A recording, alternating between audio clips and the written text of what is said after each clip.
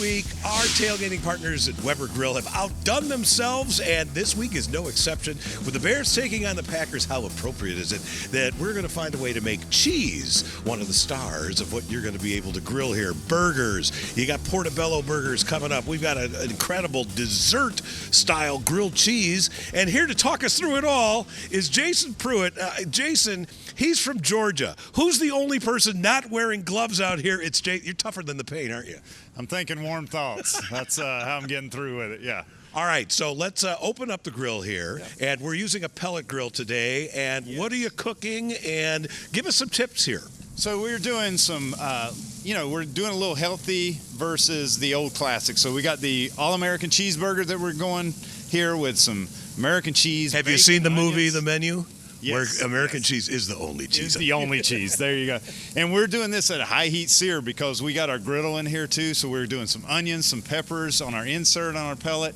And then we are doing a little healthy take on that as well with some Swiss cheese and portobello. So for those that are vegetarians and want to start off the year with a vegetarian twist on your burger bash, you can do it with a Swiss and portobello. How do you know when the mushroom is done? You told me, but I think this is a really good tip. So look at it as like a flower blooming.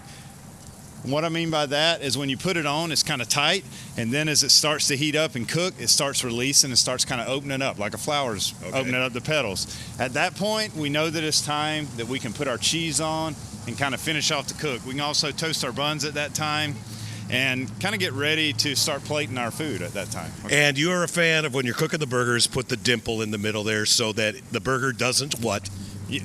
If you don't put the dimple in there, you get a dome. Nobody wants a dome. So we want to make sure we put that dimple so that our burger cooks even. All right, let's hop over here to the other grill while those are cooking because this looks fantastic. What are you making here? And I notice you put everything over to the side for good reason. So the great thing about this, if you got people over for playoff time, tailgate time, you can do this either in the afternoon, you can do it at lunchtime, you can also do it as a nice little brunch. And this is a dessert grilled cheese. And that dessert grilled cheese that we're doing for you today it's Nutella, mascarpone, some fresh raspberries, and a little bit of honey drizzle in there. And we're just cooking this up right here on the flat top. And then you've moved it off to the side here because it's on kind of an indirect heat, correct? So the beauty of our griddle here is we get wonderful even heat across the board here, and I can turn this burner off. This right here is my holding burner. So this right here is my holding area. This right here is the red zone, if you will. This is the hot zone here. Yeah. So I'm cooking everything here, and then I'm putting it over here, staging it until I serve it.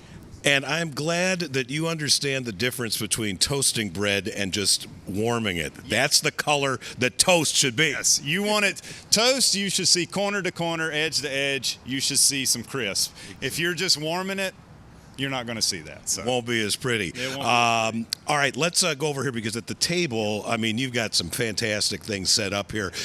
What have you adorned the burgers with here, Jason? So with the burgers here on the American cheeseburger, the all-American here, we got the American cheese. We have grilled up onions. We also have some special sauce, if you will.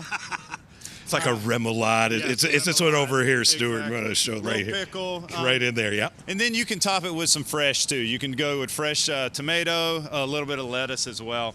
And then what about on the portobellos here? So on our veggie twist here, we got a little bit of balsamic. We got a little bit of, in this marinade, a very herbal marinade that we put on the mushroom here.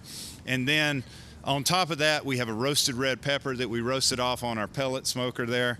Our pellet grill. And then last but not least, we finished it off with some grilled onions.